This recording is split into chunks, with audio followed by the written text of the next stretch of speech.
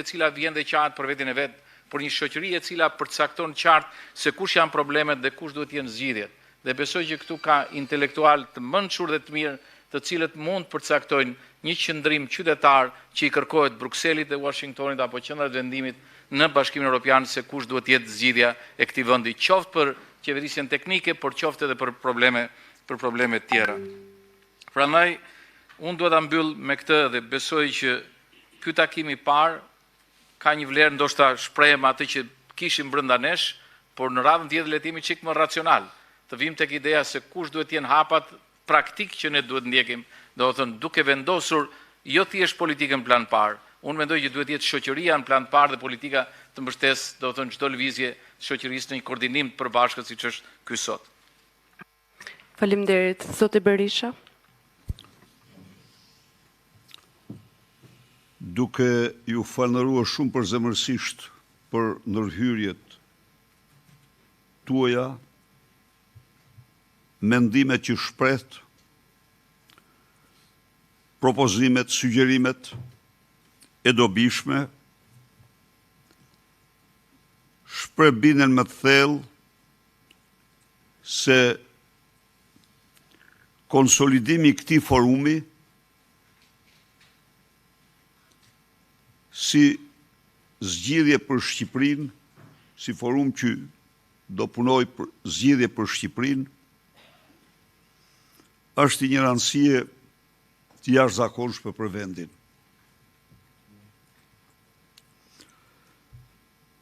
Në këtë moment,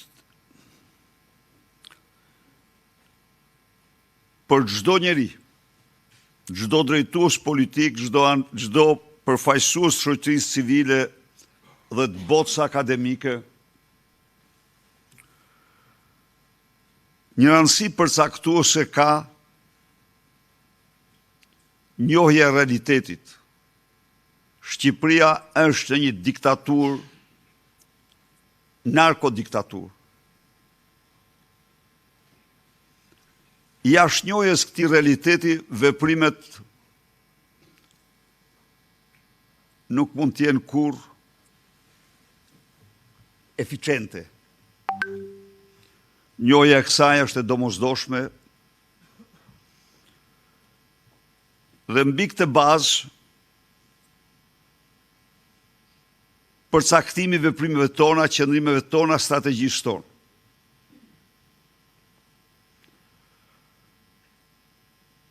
Kjo diktaturë autoritare që mbështetet në drogë ka një forcë të jashtëzakonshme drogën.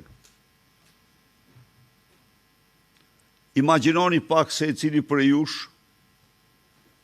miliardierin Franz Çopja me 3 apo 6 milion euro miliard euro të krijuara në një vit, që i ndanë tërësisht me Edi Ramën. Pse i ndanë me Edi Ramën? Se do t'i investoj. Ati letër e ke ndëgjuar në telefon që i tha, na ndryshkën aty, na myken. Do t'i investojnë. Por, duke përcaktuar këtë, duke patur të qartë këtë, në mënyrë absolute operojmë në një situatë optimiste. Dhe pse është një situatë optimiste? Është një situatë optimiste sepse kjo diktaturë është damkosur dhe kjo është shumë e rëndësishme. Është damkosur sepse është e qartë që ky regjim përbën rrezik dhe për Europën, dhe jo vetëm për Shqipërinë. Po kjo kërkon që ne të jemi shumë më vokal. Shumë më vokal. Po të marrësh sot, ne jetojmë në një terror të vërtet mediatik.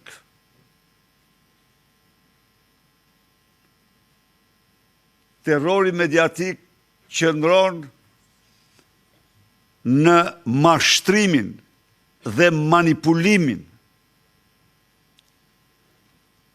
24 orë mbi 24 orë të hapësirës mediatike nga organet e mediave të shtruara në organet të kontrolluara nga qeveria, të cilat deformojnë gjithçka. Hana Arendt thot shumë qartë. Censura në të keqen e ka jo atë që fsheh, por se i bën njerëzit të mos dinë çfarë të besojnë. Dhe po të ndiqni ju, doktrina e narkoqeverisë është relativizimi i çdo gjëje.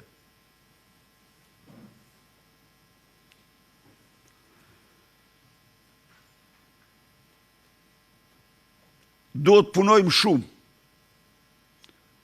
Kam këtu profesor Susaj. Ka dhe tjerë profesor që s'janë këtu. Po për fatin më të keq të këtij vendi, ja u them këtu sot. Bota akademike është një konformizëm të paimagjinueshëm.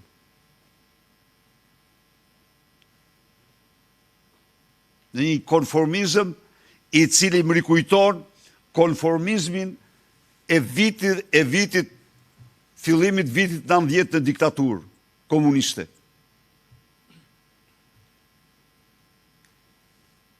Kjo është e vërtet. Sot, të gjitha mediat e botës, të mëdha të botës, kanë dokumentarë 10 artikuj për narkoshtetin shqiptar. Po mediat e Shqipërisë forbidden. Pse po ndalem te këto? Për të paraqitur realitetin që ne duhet ndryshojmë. Dhe ne nuk do të kemi iluzion e të bëhemi naiv. Diktatura me vot nuk ikën. Jo. Nuk ikin me vot.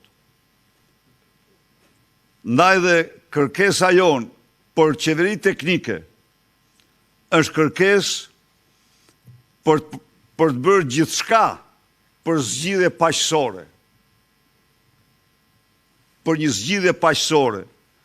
Nuk është se Shqipëria, nuk është se opozita nuk ka njerëz të guximshëm që mund t'i përgjigjen në shumë mënyra kësaj qeverie.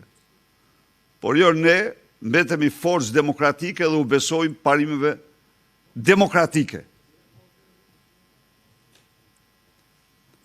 Në këtë aspekt,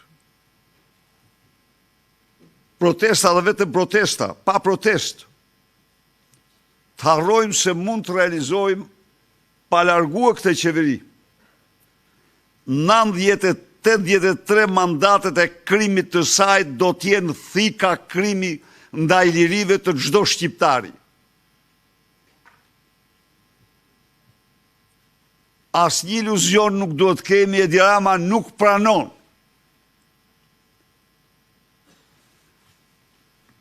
Nuk pranon vendimet e sistemit drejtësisë.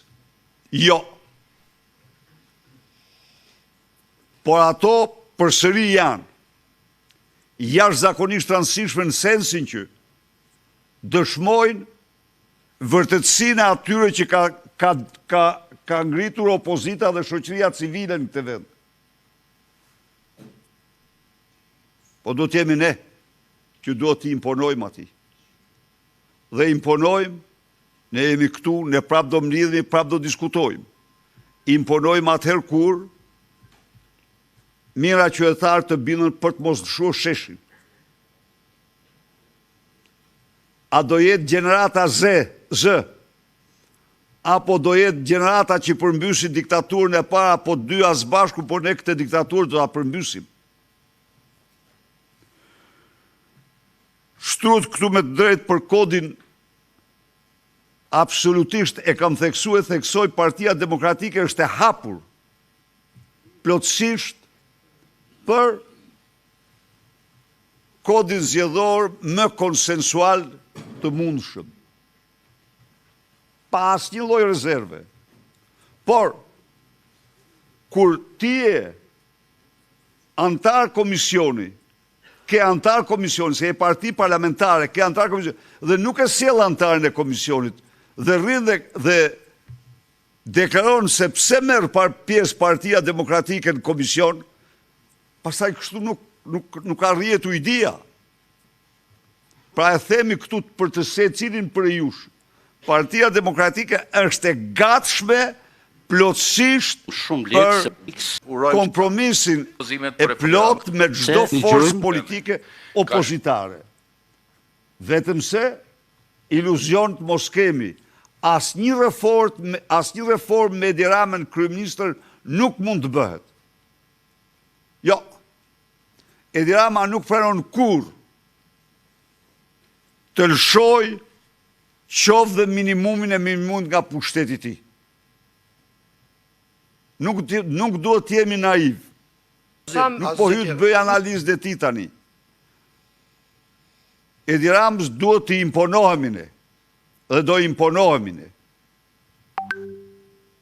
Do imponohemi me një punë intensive në të gjithë shoqërinë shqiptare.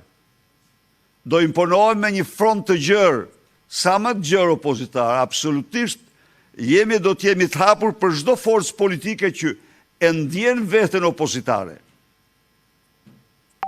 Me mirëpritjen më të madhe. Partia Demokratike e vlerëson shumë krijimin e forumit të përbashkët. Idetë e tij, idetë tuaja dhe bashkëpunimin. Natyrisht do kalojmë protest dhe do bëjmë gjithçka që të kalojmë protestat vazhdueshme. Jam shumë dakord për diversitetin e tyre, të bindur se rruga për largimin nga pushteti të këtij regjimi është përballja me te dhe vetëm përballja. Ju falenderoj shumë dhe shpresoj që ky forum të funksionojë në interesin më të madh të shoqërisë shqiptare, në interesin më të madh të Shqipërisë. Faleminderit. Faleminderit.